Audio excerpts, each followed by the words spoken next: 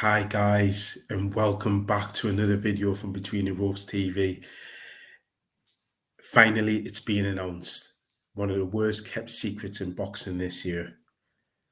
Chris Eubank Jr. versus Conor Benn at the O2 in London on the DAZN pay-per-view, and it's happening. It's happening, guys.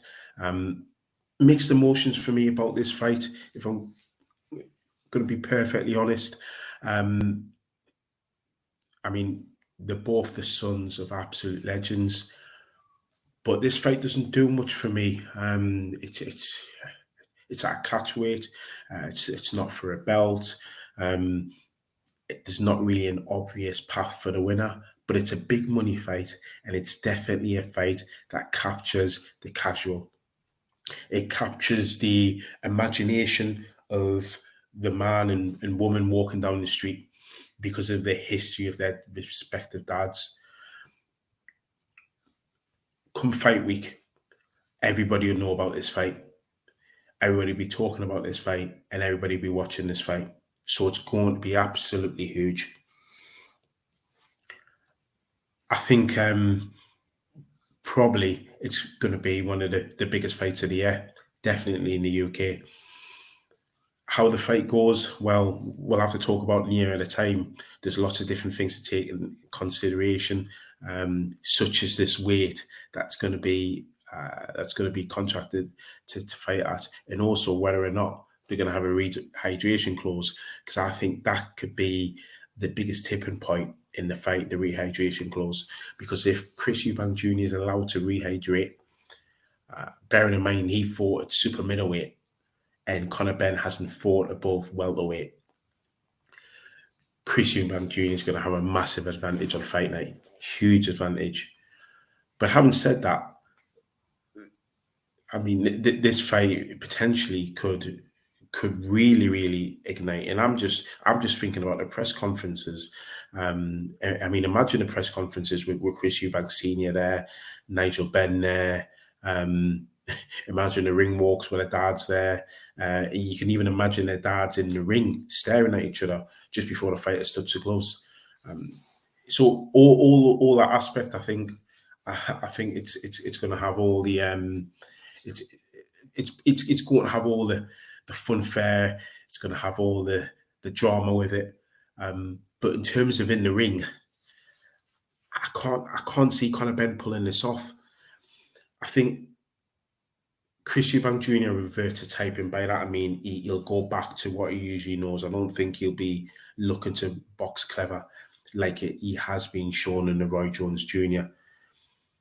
If Chris Eubank Jr. applies a lot of pressure, those uppercuts, with volume, with intentions, I think he hurts Conor Benn. I can't see Conor Benn getting Eubank out of there. Conor Benn has power. But that's power at welterweight. That's power at welterweight at 147. He's not going to trouble somebody who fought as high as 168. And don't forget, Chris Eubank Jr. has been in with some good punches. He's been in with the likes of George Groves. He's been in with people that can jab and can whack. I can see Conor Benn trying to move, trying to give it some lateral movement. But again, these two fighters are going to revert to type because they'll not be able to sustain those new developments for however long this fight goes. Both of them are fighters are at heart. I think they'll meet in the center of the ring, and it'll be like a phone booth fight. I really do. I don't think it'll be a technical sort of Chris Eubank on the back foot. I think both fighters will firmly be on the front foot, and it'll be a case of who gives in. It'll be a war over attrition, and that again favours Chris Eubank Jr. He's got an engine built for that. Chris Eubank Jr. can go 100 miles an hour and sustain that for 12 rounds. His footwork's not good enough. His head movement's not good enough. His upper body movement's not good enough for him to employ the tactics that Roy Jones trying to instill in him in terms of boxing behind the jab and keeping that up. I don't think he has the ring IQ in order to follow that out properly. It might work against a lesser opponent, But although Conor Benn's noticeably and will be the physically smaller man, I think he's a good 5 centimeters smaller than Chris Eubank Jr. as well. Chris Eubank, Conor Benn, sorry, is still a pretty decent welterweight, and they'll ask questions of each other.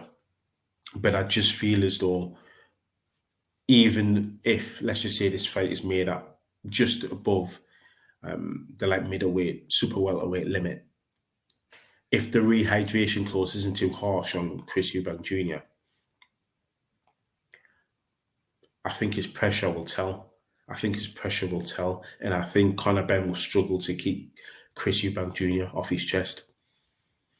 And like I said, those uppercuts will be key. Conor Benn, sometimes he comes down with his head a bit low.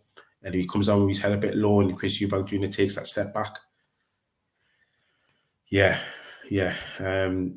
could be quite dangerous for him. So it's, I'm not going to say it's an interesting fight because I can only see it going one way. But for me, it's one of those fights where I'm going to enjoy the build up to the fight. I'm going to enjoy fight week. I'm going to enjoy the lead up to the fight. I'm going to enjoy all the circus around the fight. That's going to be the making of the fight for me. But I definitely do think this fight sells. It'll sell very, very well. It'll be almost a case of deja vu for those who are lucky enough to be at Old Trafford in London for the draw and the Chris Eubank win for those two fights. And it'd be like a throwback for people to remember that. And I think, like I said, it'll capture the imagination of the casual fans, which is important, really, because it brings in the finances to boxing, and this will bring eyes to boxing, hopefully with eyes on the undercard, unlike YouTubers like Jake Paul coming into the sport where his fans are purely just watching his fight. Once Jake Paul's fought, they're not interested on the rest of the card, or they don't watch the undercard, they just watch Jake Paul and that's it. Boxing doesn't need those type of fans. It needs fans that are going to come, watch and stay with the sport. Those casual fans that are going to be watching this fight are more likely to do that, I believe. But guys, hit me up in the comment section. What do you think of the fight? How do you think this fight's going to go? Some of you guys will completely disagree with my opinion. That's fine. Give me some comments. Some guys will. That's great. Don't forget to like, comment, subscribe to the channel, and look out for some more content. We've got some more videos lined up, guys. So we'll see you on the next one. Cheers.